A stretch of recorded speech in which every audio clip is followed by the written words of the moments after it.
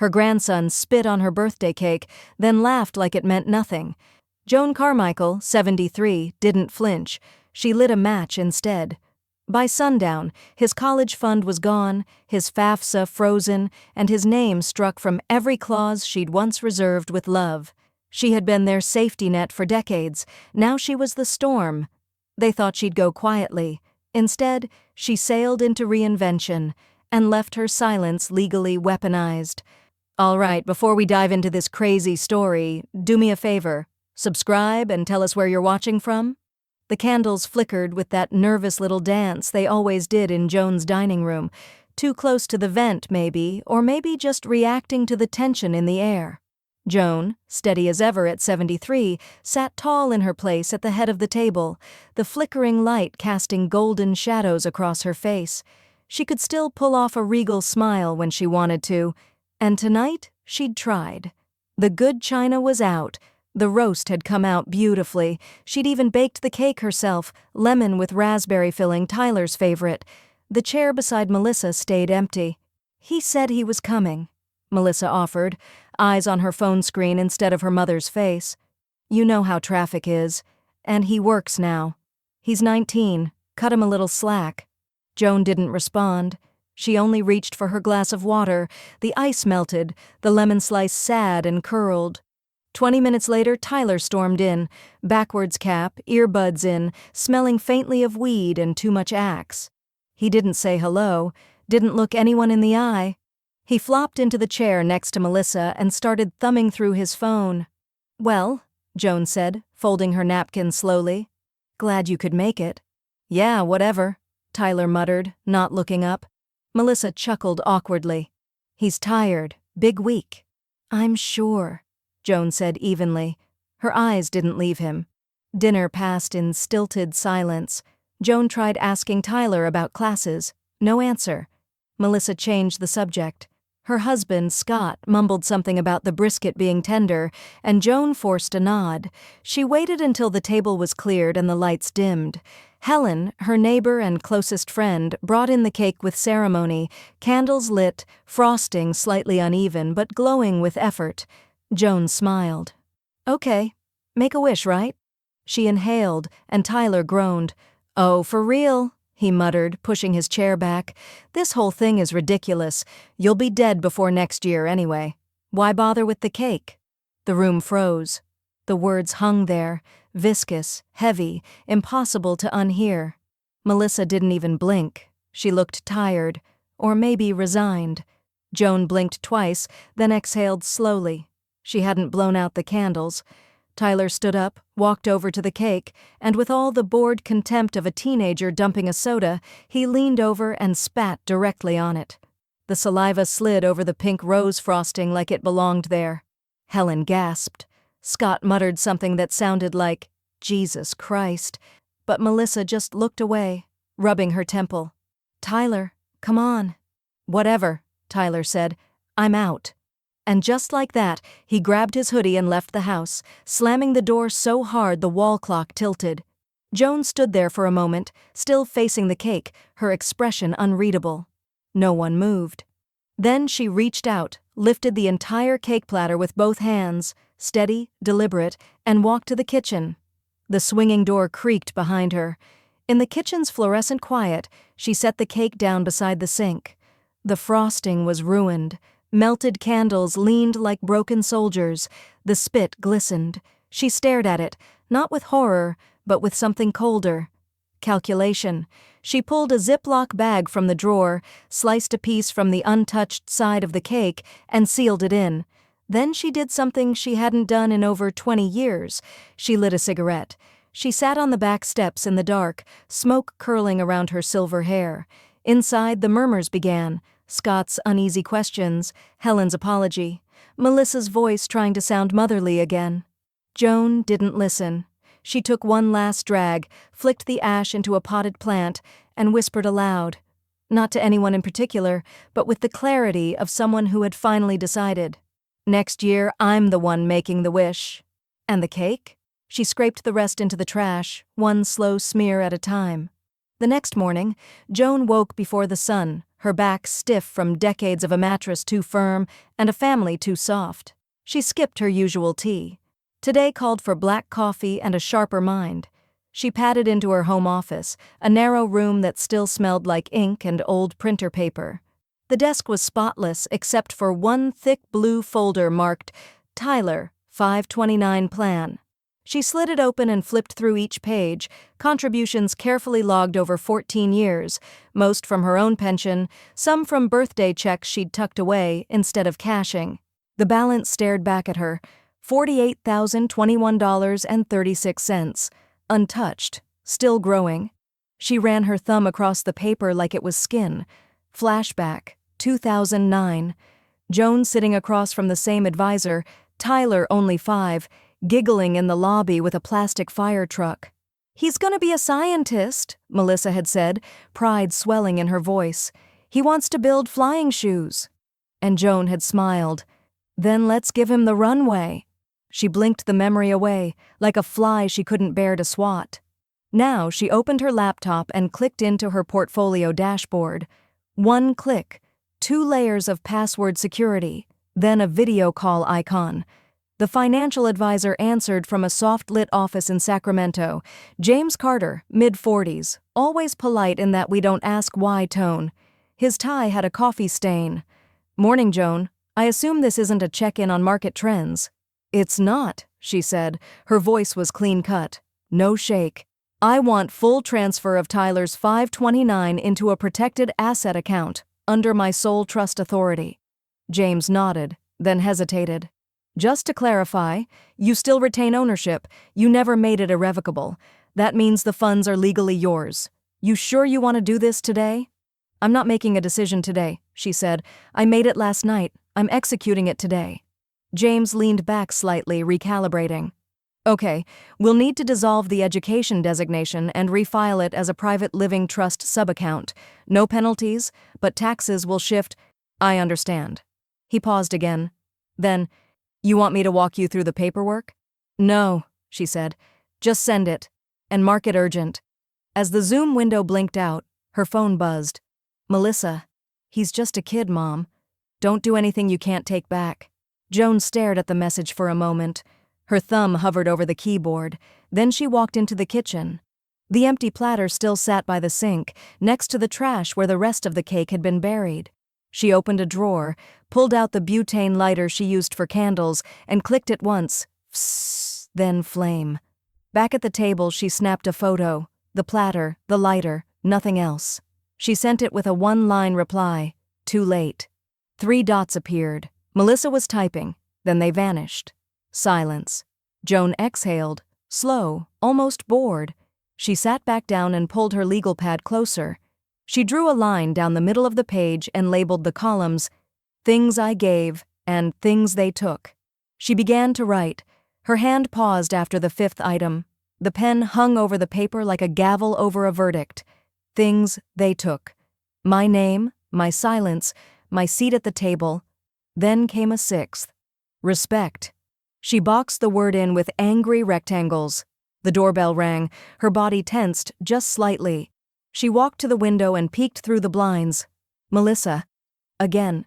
But Joan didn't open the door. She just turned away, and as she walked back into the kitchen, she muttered to no one but herself, "You spit on the cake, Tyler, but I baked the recipe." She opened the cabinet and pulled down her travel mug. Today, she'd need caffeine. Tomorrow, she'd need a passport.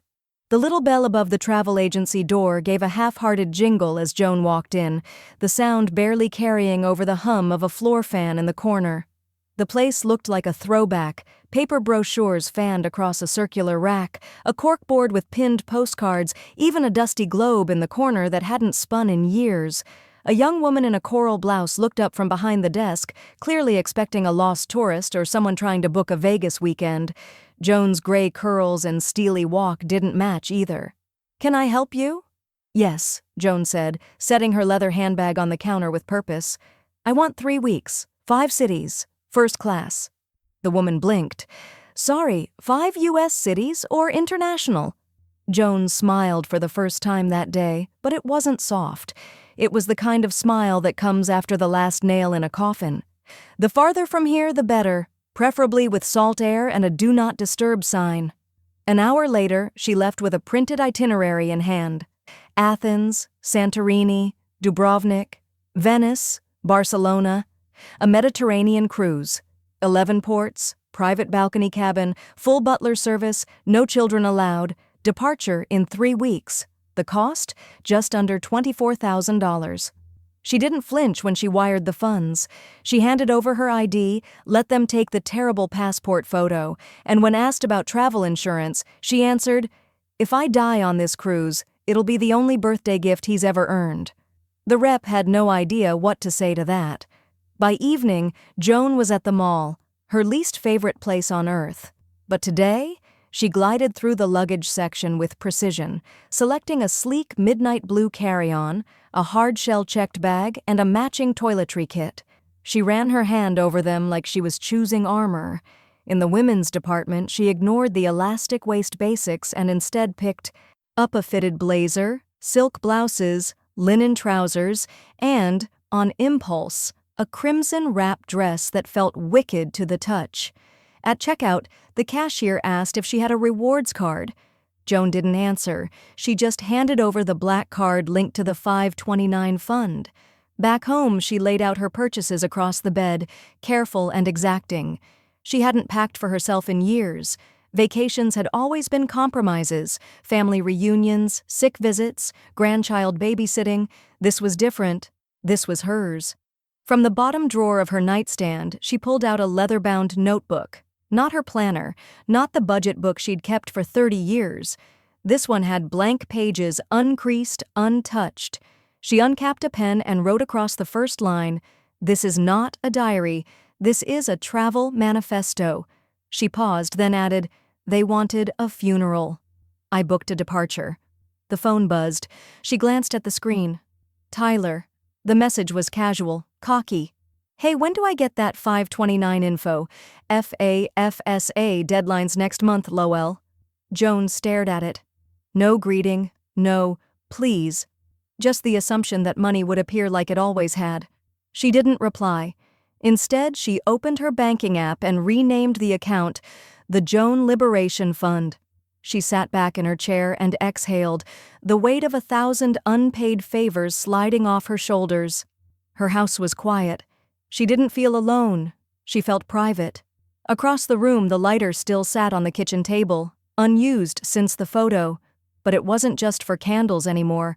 It was a symbol. The burn of old expectations, the flick of control reclaimed. And then, without thinking, she scrawled a third line beneath her manifesto. No forwarding address. The knock came fast and furious. No doorbell, no pause. Just fists on wood like a summons. Joan was folding linen pants on her bed when she heard it. She didn't rush, she didn't flinch. She smoothed the fabric, slid the drawer closed, and only then walked to the door. Melissa stood on the porch, arms folded, hair frizzed from heat or rage. Maybe both. Her SUV still idled in the driveway. "You want to explain what the hell is going on?" she snapped before Joan could even open the screen door fully. Joan blinked. "Good morning to you too. I got a FAFSA alert that Tyler's financial aid is incomplete. You told him to ask for the 529 login, and now it's, what, frozen? Disconnected? What are you doing?" Joan stepped out onto the porch, the morning light drawing a clean line across her face. "He spit on my birthday," she said. "I spit on his tuition." Melissa's mouth fell open. "You're kidding." "No," Joan said flatly. "I'm not. He's 19. He made a stupid joke. That money was for his future." Joan leaned against the porch railing. "It was never his money. It was a future I chose to fund.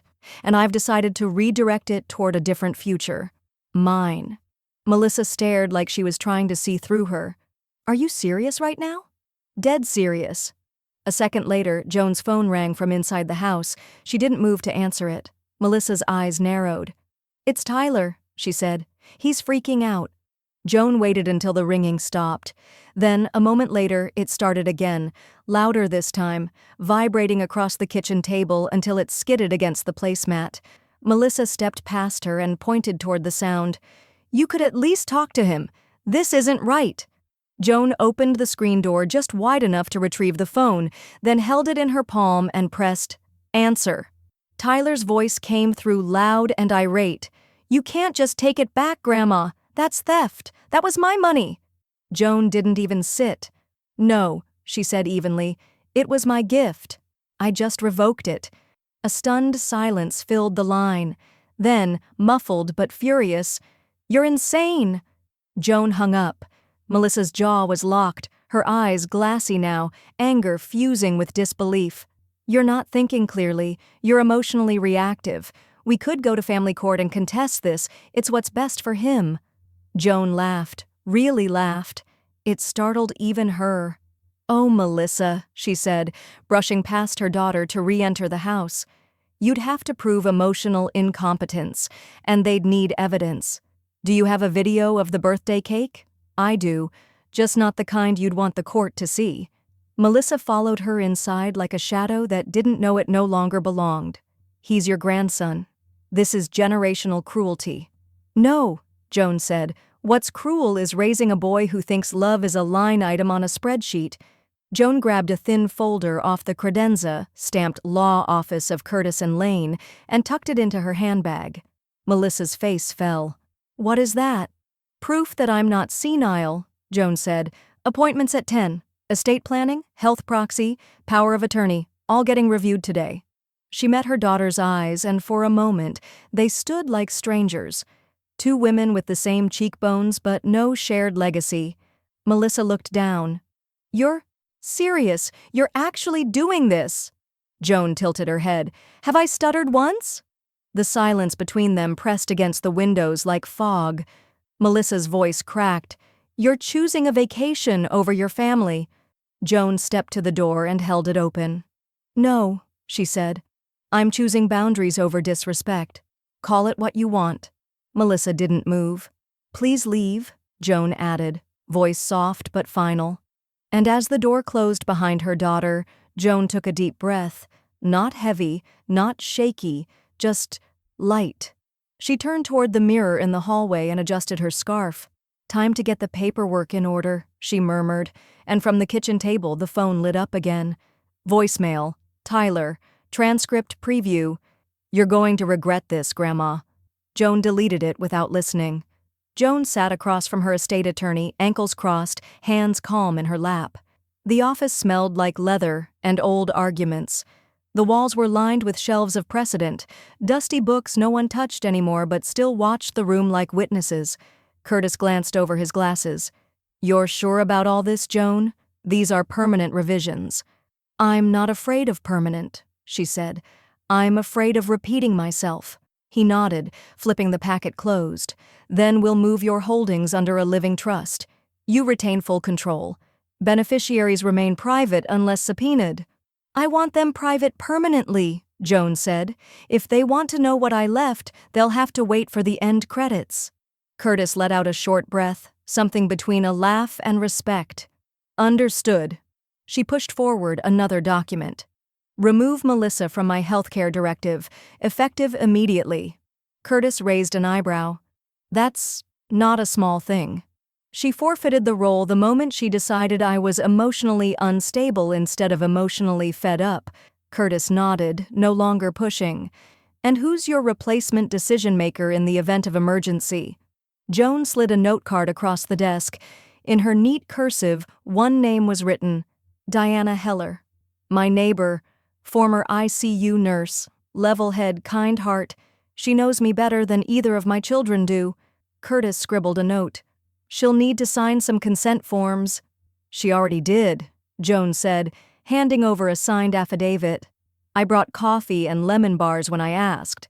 It helps." Outside the window, traffic murmured like it had no idea someone's entire family tree was being pruned on the third floor of a beige office park. Back home, Joan placed her new trust binder beside the travel folder on the counter. Two futures, side by side, financial and physical, protected and planned. Her phone rang, and for the first time in weeks, she picked up without looking at the caller ID. "Joan Carmichael speaking." "Mrs. Carmichael, this is Ava from Evergreen Voyages. I have a note here." "Are you sitting down?" Joan grinned. I'm reclining, actually. We just had a cancellation in our premium suite category. You've been upgraded.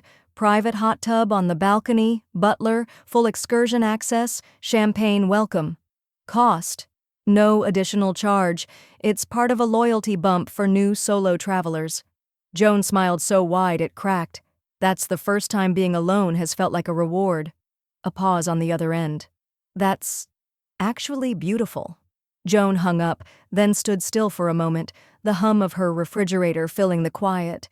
She walked to the hallway closet, pulled out the emergency contact list tacked behind the door, and tore it in half. Then she opened a new message thread, group text. Melissa, Tyler, Scott. Do not contact me while I'm gone. I'm not traveling. I'm transforming. She pressed send, blocked the thread, set the phone down. 10 minutes later, a notification still slipped through, a forwarded link from Helen next door. Joan clicked. TikTok. At King Tyler 3000. When Grandma thinks she's the main character. The video was short. Joan's birthday cake, badly reenacted with a store-bought cupcake. A parody voice saying, "This disrespect will not stand, so I'm buying hats in Spain." Tyler's friends laughed off screen. The caption read, $, boomer breakdown. Joan stared at it, unblinking. Not angry, not hurt, flat. Then she opened her leather journal and flipped to the second page. They spit laughter. I swallowed it whole. Digestion is power. The doorbell rang. She peeked through the side window. Diana, holding a small gift bag. Joan opened the door. I found you something for your cruise, Diana said. Travel-size courage. Inside the bag was a silk scarf, midnight blue with a golden compass stitched in one corner. Joan touched it like it was porcelain. She looked at her friend, her new emergency contact, and said quietly, Then I guess it's time to pack for reinvention. By Wednesday morning, Joan's phone was buzzing like a wasp trapped in a drawer. She'd set it to Do Not Disturb, but Diana had insisted she check her notifications, just once. You're going to want to see this? She'd said, handing over her own tablet with the kind of look people reserve for breaking news. On the screen, TikTok. Views, 84.7K, #reinvention cruise. The original video Tyler had made mocking Joan had been stitched, dozens of times, by older creators with usernames like @SilverSoulSister and @Retired and Reckless. One woman in Minnesota reenacted the scene in a crown and robe, sipping wine while dragging a suitcase. Another simply raised a martini glass and captioned her post, If she's transforming, I'm transcending. One duet showed Joan's still photo, the scarf Diana gave her gently looped around her neck, with text overlay. She wasn't dramatic. She was done. Joan scrolled quietly, eyes skimming the comments. My mom died with a bank account full of love she never spent. I wish she'd done what you're doing. I'm crying at work. I didn't even know I needed to hear this from someone else's grandma. Protect this queen at all costs. Joan clicked the comment box on one of the videos. She hesitated only a second before typing, I was a mother. Then a bank. Now, a passenger. She hit send and closed the app. Not because she was tired of it, because she had plans. The vet tech at Meadow Animal Clinic took the crate with gentle hands. Joan bent down and whispered to her cat, Fiona, don't let anyone tell you who gets the blanket. Next stop, post office, mail forwarding activated. Third stop, security company, vacation hold request submitted. Final stop, pharmacy. 31 days of medications labeled and bagged with clean precision. As she walked back to her car, Joan noticed how differently she moved now. No rush, no apologetic half smiles to strangers. She moved like someone on her way out of the country with no return address. Diana had already emailed the school, attaching Joan's original 529 documentation, the trust reclassification, and a quiet little question about Tyler's false FAFSA narrative. They'll be too scared to even contact you, Diana said. But I had to. That TikTok made him public. Joan nodded once. Thank you for thinking like a nurse. And acting like a scalpel. She was setting her passport down beside her suitcase that evening when the doorbell rang again. She didn't answer right away. Something told her who it was. When she finally opened the door, Melissa stood there, not arms crossed, not barking, but looking 10 years older and 10 pounds lighter. Her makeup was undone. Her voice was soft. "Mom," she said, "please." Joan didn't speak, just held the door. Melissa stepped inside like someone entering a church. "I've been trying to keep him steady, but it's like he doesn't hear me. And you disappearing like this, he thinks it's about punishment." "It's not," Joan said. "It's about pattern breaking." Melissa sat on the edge of the couch. "I told him what he did was wrong. He's just so full of entitlement," Joan finished. "Yes, and that doesn't come from nowhere." Melissa looked down. "I just want him to feel supported." Joan folded her arms. "I remember when you begged me not to leave your father. Funny who we protect." Melissa's head snapped up. Her mouth opened, then closed. Joan sat across from her, not angrily, not smugly. "I stayed," Joan said, her voice barely more than breath. "Not because he deserved it, but because you needed to believe someone would." Melissa's eyes filled. "I didn't know it cost you this much." "You never asked." For a long moment, they just sat in the silence between women who had failed each other in slow, ordinary ways. Then Joan stood. "I'm leaving Friday. I don't want a send-off. I don't want an apology." Melissa nodded. Her voice was almost inaudible. "What do you want?" Joan thought for a moment. Then, "To not be contacted until I decide who I want back in the will." Joan awoke to the sound of waves tapping the hull like an invitation. She didn't open her eyes at first. The sunlight, filtered through gauzy curtains, warmed the tops of her hands as they rested on the comforter. There was no hum of a refrigerator, no distant sirens, just ocean and breath. When she finally sat up, the first thing she noticed was the emptiness, glorious, decadent emptiness. No buzzing phone, no calendar reminders, no messages about FAFSA or family or forgiveness. She stretched her arms overhead, joints popping like popcorn in a skillet. Then she stepped barefoot onto the balcony. Below, the sea churned in soft blue-gray ribbons. Gulls circled lazily, their cries distant and harmless. Joan breathed in deeply. Salt, wind, sun. No drywall, no guilt. She didn't check the time. Down in the dining deck, she took her breakfast solo at a small table near the window. French press coffee, an egg white omelet with chives, the kind of meal no one criticizes, the kind of quiet no one interrupts. She had just unfolded her cloth napkin when a voice spoke beside her. "Mind if I join you? All the other tables seem married." Joan looked up to see a woman around her age, trim, silver-haired, with aviator sunglasses perched on her head and a scarf tied like a bandolier across her chest. Joan gestured to the seat. "Please, I appreciate anyone brave enough to eat alone, or at least try." The woman sat. Helen, retired librarian, widowed, 3 grown kids, none of whom know I'm on this cruise. Joan chuckled. Joan, retired mother, estranged, 1 daughter who thinks silence is cruelty, and 1 grandson who spit on my cake. Helen paused mid-sip. "Well, damn, that beats my tragic backstory." They both laughed, openly, without restraint. It was the kind of laugh that didn't seek permission. Later they walked the upper deck together, leaning into the wind, exchanging bits of their former lives like old postcards. Helen spoke of library budgets and hospice, of accidentally falling back in love with herself. Joan shared nothing about the trust, or the cruise upgrade, or the TikTok. She didn't need to. Some silences, it turned out, weren't evasive. They were sacred. That evening, Joan sat in her stateroom with her leather journal open. The pages trembled slightly under the ceiling fan, as if even paper could feel motion at sea. She wrote, "If they wanted my funeral, they'll have to attend it as strangers. I won't die familiar to people who never looked at me." A soft knock came at her door. When she opened it, Helen stood there holding something on a hanger, a black velvet gown with tiny silver beading around the collar. It looked like moonlight trapped in fabric. "Gala night's tomorrow. This hasn't fit me since Bush was in office," she said, smirking. "It's yours if you want it." Joan touched the material with reverence. "I haven't worn anything like this since." Helen waited. Joan smiled.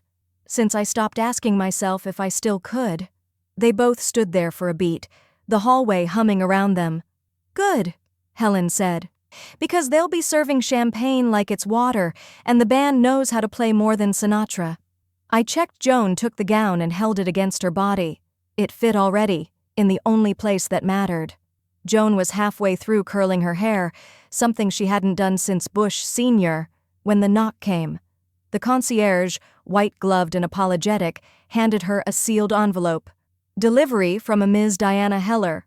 She said it was urgent, but not medical. Her words. Joan smiled, took the envelope, and tipped the man with a $5 bill folded into a ship's origami crane. Inside was a printed screenshot. A GoFundMe link, headline in bold, "Help Tyler reclaim his future. Grandma's mental health crisis costs him college." The photo was one from the birthday night, Joan holding the cake, cropped to make her look dazed. The caption below twisted her absence into abandonment, her silence into instability. Joan stared at it for a full 30 seconds, then let out a single, crisp laugh. She didn't curse. She didn't throw anything. She reached for her journal, flipped past the last entry, and wrote, "They weaponized my retreat." How predictable. But this time, I came armed. Then she opened her email, attached the screenshot, and sent it to her lawyer, Curtis. Subject line, "Public defamation, Family Edition." Body, "Draft cease and desist. I'll be at sea. Please CC them into a lesson." Within 10 minutes, Curtis replied, "On it. Do you want to include financial damages?" Joan typed back, "Let them keep the donations. Pity is expensive. I'm paid up." The gala ballroom shimmered. Every surface caught light. Chandeliers, wine glasses, sequin gowns, even the water outside through the long glass windows looked like it had dressed up. Joan descended the staircase slowly, the velvet gown hugging her like it had waited decades to be worn again. She wore Helen's compass scarf over one shoulder, pinned with a silver brooch Diana had given her before she left. Heads turned. Conversations paused. She didn't notice, or rather, she didn't need to. Helen met her at the bottom of the stairs with a flute of champagne. "You don't walk into a room, Joan," she said. "You reclaim it." Joan raised her glass in mock salute. "Took me 73 years to learn how." Dinner was a blur of roasted duck and lemon risotto. Conversation bloomed around her like she'd been hosting it all along. She didn't talk about family, money, or pain. She asked strangers about the best mistake they'd ever made. She listened when no one else did. She laughed like it was fluent. Midway through dessert, a cruise host with a lapel pin reading Evergreen Ambassador approached her table. "We were wondering, Mrs. Carmichael, would you consider sitting for an interview tomorrow? We're putting together a series called Second Acts at Sea, stories of reinvention from our senior travelers." Helen nudged her playfully. "Sounds like you." Joan sipped her champagne, then said without flinching, "As long as it doesn't include my family tree." The host blinked. "Pardon?" Joan leaned forward, smile soft, but slicing. "My reinvention isn't about where I came from. It's about who I decided to become." The host recovered with a smile and nodded. "We'll prep the questions accordingly." After he left, Joan took a final bite of cake, unspit on, untouched by guilt, and stood to walk the perimeter of the ballroom. Somewhere between the jazz trio and the dessert bar, a woman stopped her. "I saw the video, the stitched one. I showed my daughter. She said, 'I want to be like her when I grow up.'" Joan tilted her head, genuinely surprised. "Me?" "Yes," the woman said. "You." Joan touched her scarf without thinking. Later that night, alone in her cabin, she closed her journal and whispered aloud, "And they thought I'd vanish." Joan was sipping her final cappuccino in the ship's atrium cafe when the reply from Curtis came through. Subject: GoFundMe and FAFSA. Legal response enclosed. She opened the email slowly, as if unwrapping a gift she already knew the contents of. The PDF loaded in full, her attorney's letterhead crisp against the marble countertop. The first paragraph confirmed the obvious. At no point was the 529 account in question legally owned or co-owned by the beneficiary. It was established and maintained solely by Joan Carmichael under her discretionary control. The second paragraph was what mattered. Should Mr. Tyler Carmichael or his guardians pursue any additional claims or continue public statements regarding Ms. Carmichael's mental fitness or asset misappropriation, we are prepared to initiate proceedings. This includes subpoenaing all relevant digital records, including the publicly posted video footage of Mr. Carmichael spitting on a birthday cake intended for the trust originator. Joan smiled without teeth, a quiet, upper-lip satisfaction. She didn't forward the letter. Not yet. The threat was not in the action, but in the readiness. From behind her, the lounge pianist slipped into something soft and familiar. Joan closed the file and sipped her cappuccino, gaze drifting toward the windows. They were approaching Naples, the final port.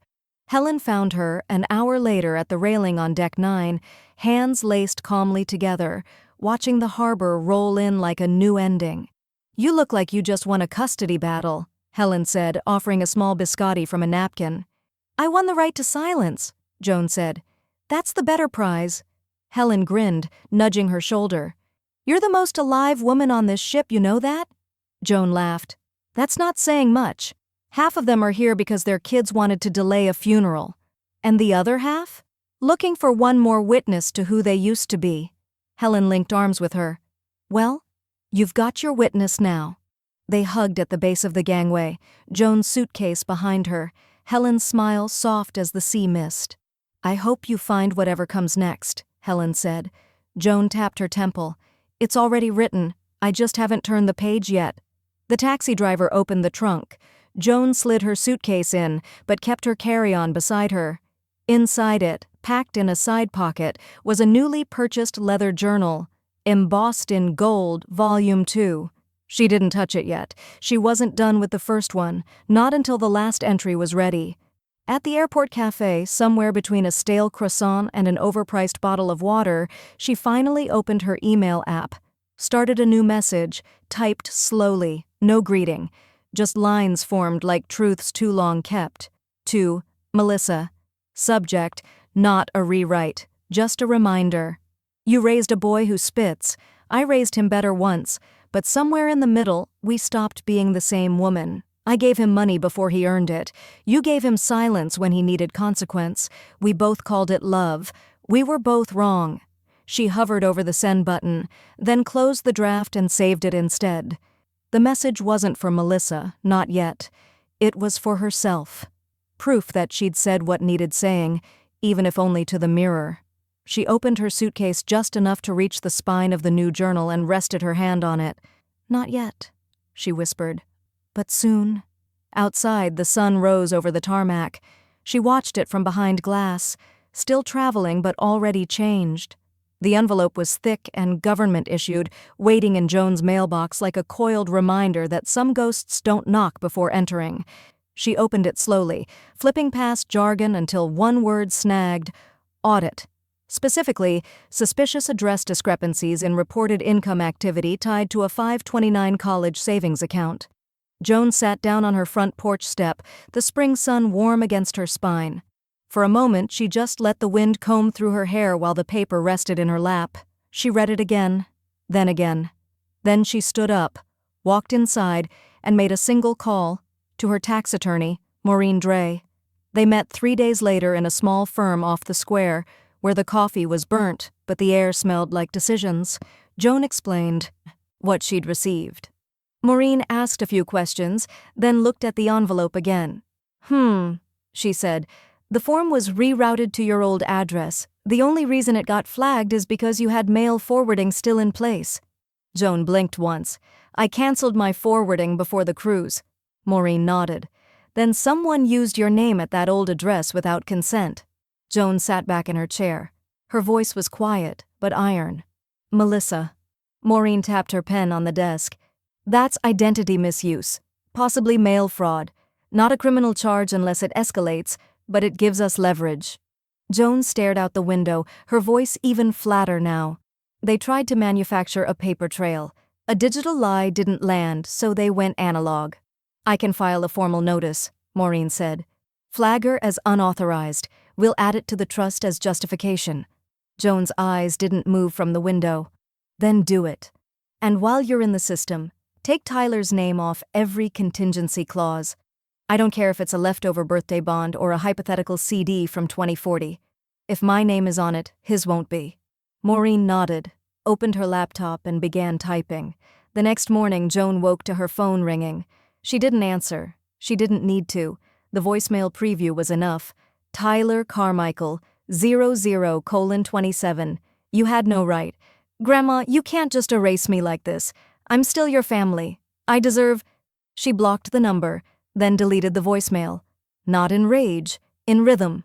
Later that week, she met Diana at Café Clementine, a small brick-lined bakery tucked behind the library where Diana volunteered. Joan arrived early and ordered 2 lavender lattes, one with oat milk, the way Diana liked it. They sat at their usual corner table near the window, where Joan could see the people but not be seen. Diana raised her cup. To freedom from forced heirs. Joan smiled. To anchors, filed and forgotten.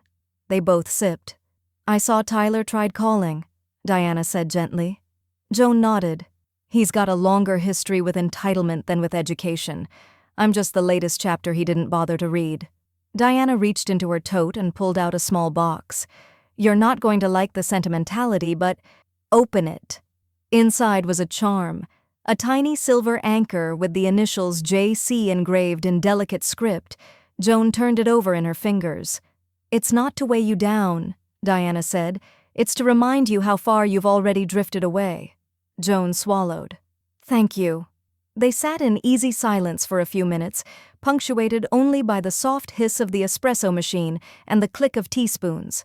Then Joan pulled out her leather journal. This one's finished, she said. No more room. I need a clean page. She placed it in Diana's hands. Don't read it. Just keep it. Diana nodded. I'll guard it like evidence. Joan reached into her bag and pulled out the new one. Still sealed, still fresh. Volume 2. She flipped it open and wrote her first line. No one anchors me now. The studio was smaller than Joan expected. Less like a stage, more like a confession booth with foam-padded walls and a single window smeared with fingerprints. But the chair was comfortable, and the host, Lani Vega, was the kind of woman who wore headphones like a crown and silence like an invitation. You okay with us playing the clip first?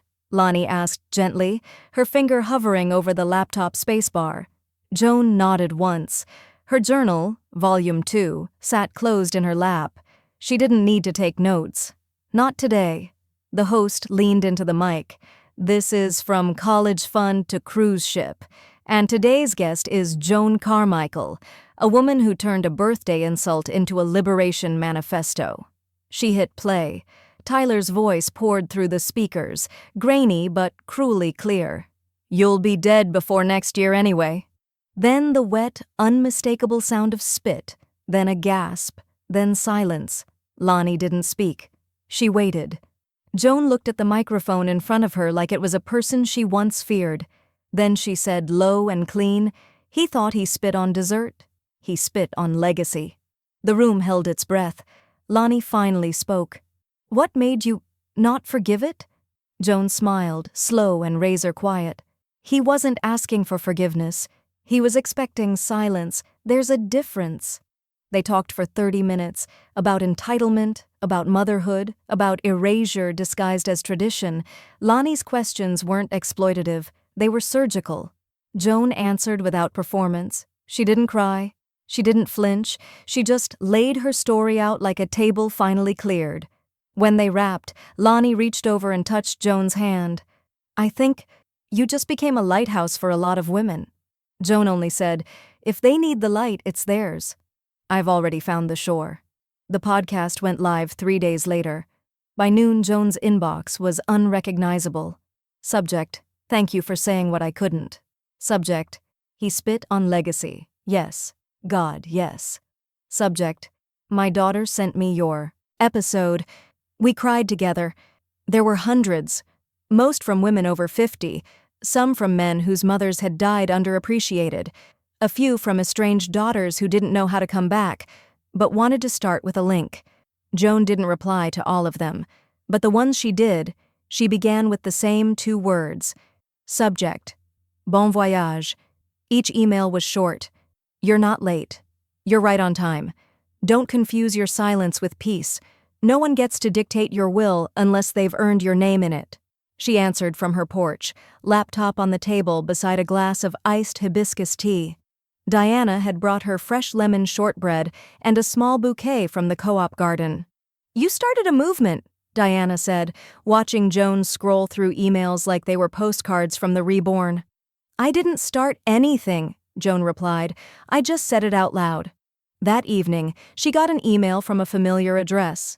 Melissa Carmichael. R.E. Podcast. She didn't open it immediately. She stared at it for a long time, then clicked once, just to preview.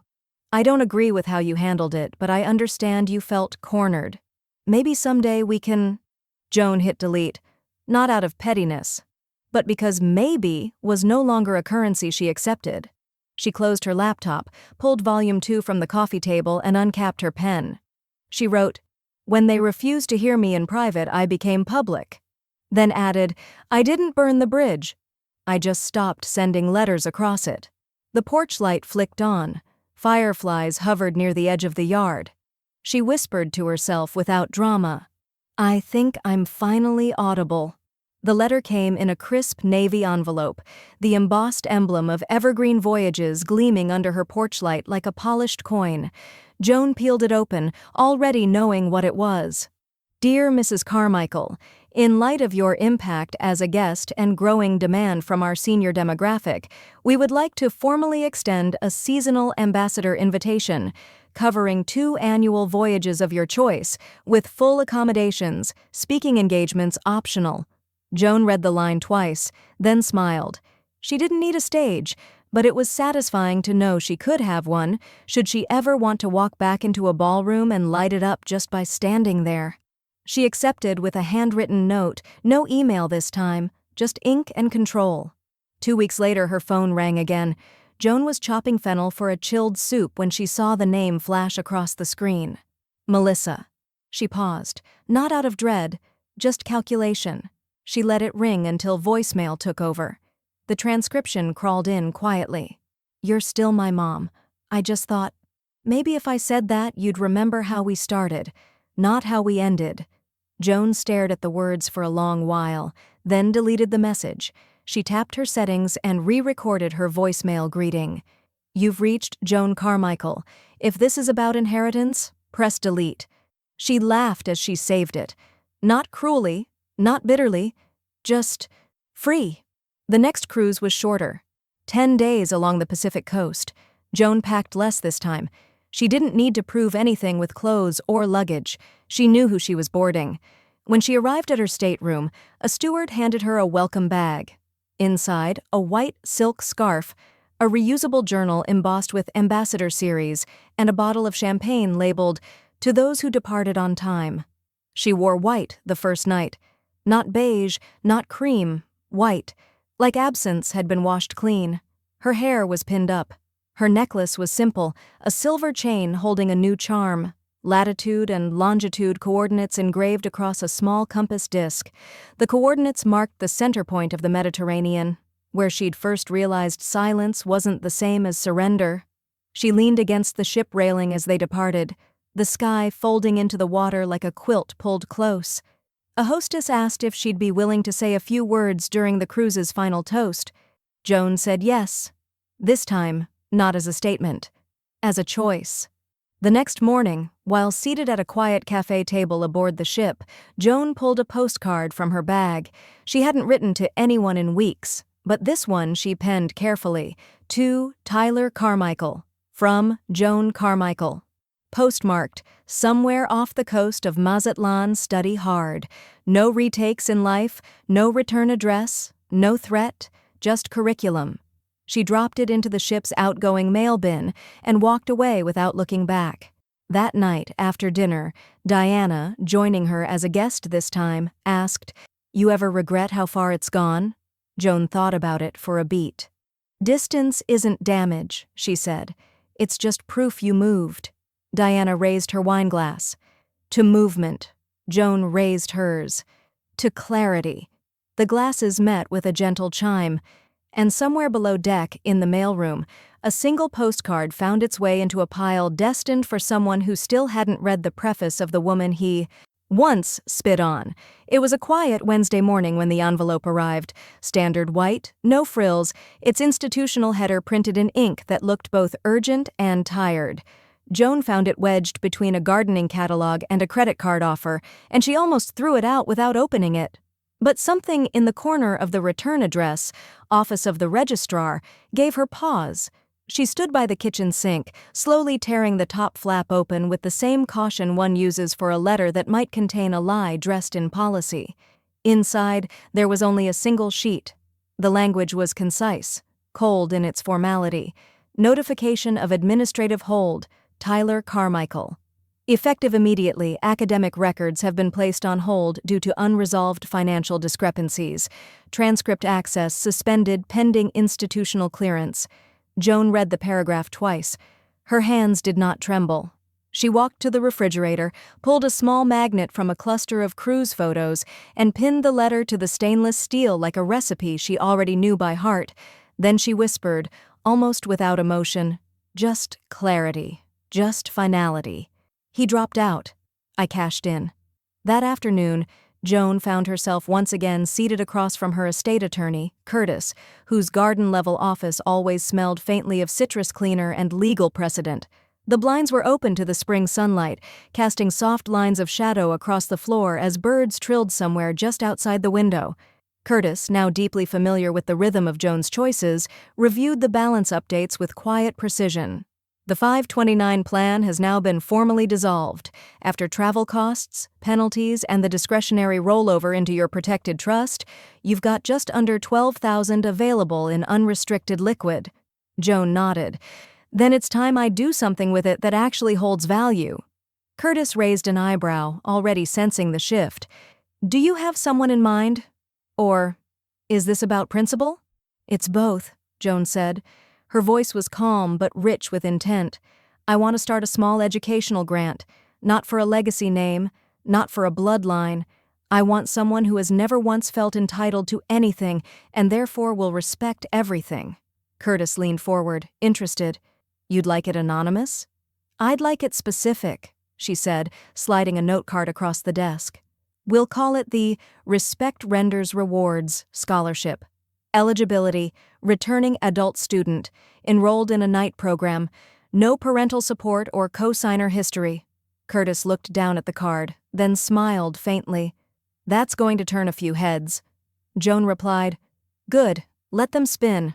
3 weeks later, the story broke online. A local news outlet ran a human interest piece with a headline that read like a vindicated fable. Widowed grandmother redirects grandson's college fund to support single mother's nursing degree. Joan only read the article once, but she kept the email that followed. The letter came from a woman named Corinne, the scholarship's first recipient.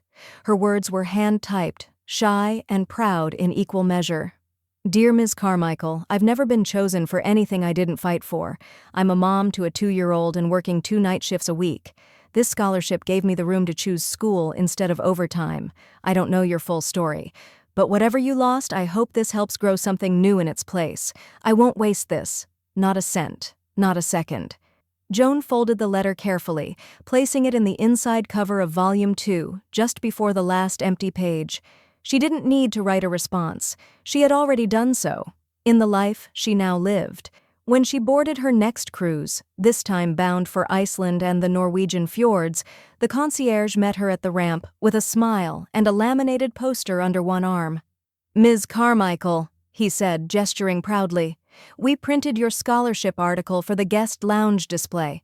You've become something of a living legend. Joan looked at the poster, where her photo stood next to a bold pull quote she didn't even remember giving. Revenge isn't always about burning bridges. Sometimes it's about building a new one and then locking the gate behind you. She gently touched the edge of the poster and said with a dry smile, Just make sure they spelled my name right. Back in her stateroom, Joan unpacked slowly. Tucked between her folded scarves was a new necklace, 2 small charms this time. One was the silver anchor Diana had given her. The second was a tiny open book etched with 4 words in her own handwriting. He spit. I sailed. She opened volume 3, wrote one deliberate line, then closed it without haste. Legacy is not what you leave behind. It's what you redirect. By the third day at sea, Joan had acquired a new name without asking for one. People didn't call her by her cabin number or last name anymore. Around the breakfast buffet, in the spa, on booking line, on the sun deck near the teak loungers, they referred to her simply as that cruise lady with a clause. Some said it with reverence, others with curiosity, but none said it with pity. She wasn't the woman who'd been humiliated by her grandson or dismissed by her daughter anymore. She was the woman who took a legal document and carved freedom into it with clean, elegant lines. It started when one woman, Marlene from Santa Fe, 64, with a faded tattoo and a sigh that seemed decades old, asked Joan if she'd ever felt invisible before the voyage. Joan looked at her for a moment, then said softly, "I didn't feel invisible. I felt like a wallet with lipstick." Marlene laughed too hard, then cried, barely. A few hours later, another woman joined them, Lorraine, then Nadine, all in their 60s and 70s, all with stories full of conditional love, Thanksgiving disrespect, and sons who only called when a bill was due. They met daily in a quiet lounge near the library, not quite scheduled, but always there. Joan brought a yellow legal pad on the third day and began sketching something between a checklist and a confession. At the top, she wrote in pen, "Exit strategy for the overlooked. Know your accounts, reclaim your passwords, retitle what's been assumed, write your will in ink, not gilt, name who sees you, not just who shares your DNA they added to it each day, in small, brave increments." By the end of the week, it was laminated and copied. The spa receptionist asked for one. So did the ship's gift shop manager. Word traveled fast, even faster than regret. That afternoon, a steward knocked gently on Joan's cabin door and handed her a cream-colored envelope sealed with gold ink. The handwriting was unmistakable. Helen's, slanted and graceful. "Joan, I made it to Prague. By myself. Can you believe that? Your scarf still smells like sea air and Chanel No. 5. I wore it in the airport. I stood taller. You helped me re-enter the world. I thought I'd been written off, but it turns out I just needed a new editor. Love always." Helen Joan pressed the note to her chest. She didn't cry. She just smiled. A slow, full smile that stretched all the way to the corners of her memory. For the first time in years, she felt what she had long been denied. Affect. Not the kind that gets published or praised, the kind that quietly shifts someone else's axis. On the final night of the voyage, Joan sat on the upper deck, the moon crisp above the horizon, the waves humming like distant applause. She wore silver tonight, not as statement, but as atmosphere. Around her neck hung the anchor and the open book. The charm had dulled slightly from salt air, but it only made it look more lived in, like everything else she now carried. A young officer approached, politely clearing his throat. He was the ship's second captain, a soft-voiced man with the look of someone used to holding ceremonies more than steering wheels. "Mrs. Carmichael," he said, adjusting the brass on his sleeve, "the captain would be honored if you gave our closing remarks tomorrow morning. You've become, well, something of a voice on this ship." Joan tilted her head slightly.